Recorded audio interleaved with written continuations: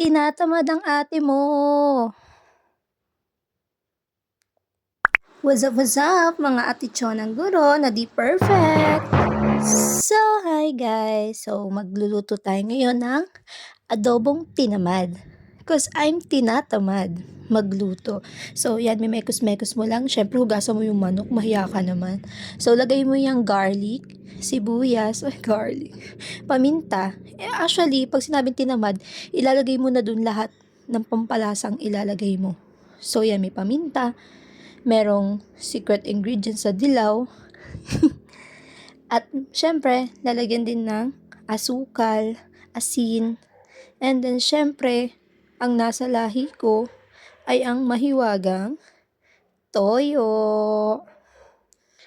Yan. O, diba? Advance na naman ako. Kasi, advance ako mag-isip. Ganun talaga tayo, girl. Advance tayong mag-isip. O, yan. Sa adobo kasi nilalagyan ko siya ng brown sugar. Bakit ba? Kasi, masarap pag matamis. Kasi tamis ng pagmamahal ko. Ay! O, laurel. Maglalagay din kasi pampabango yan. It gives aroma. Ay! Ayan, ibinuhos ko na yung toyo ko para mabawas-bawasan naman at magamit naman sa magandang bagay. Ay! Nilagyan ko rin ng oyster sauce kasi may sipa. Nagbibigay din siya ng sarap. Parang ako. Ay!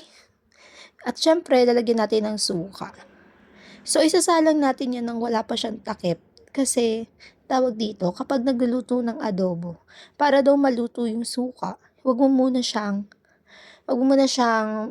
tawag dito, wag mo muna siyang tatakpan. Then, syempre, lalagyan mo siya ng konting tubig kasi para malas yung alat niya. Kasi, syempre, yung mga pampalasa lagay mo. O, syempre, di ko pinakita sa inyo, pinakuluan ko yan muna nang walang takip, tapos tinakpan ko. So, hindi ko na naipakita. So, ganyan siya. Tapos, hintayin nyo lang siya ng kumulo. Then, kung may patatas kayo, pwede nyo naman i-add na. And then, kayo, depende rin sa inyo kung gaano kalapot yung gusto nyo, kung gusto nyo ba o tuyo o hindi. So, ganyan na magiging itsura niyan. So, ililes ko lang ng konti pa. Yan. May bata sa amin, so kailangan ng sabaw. And then, tada! Ganyan na siya. Ganyan yung texture niya. Ay,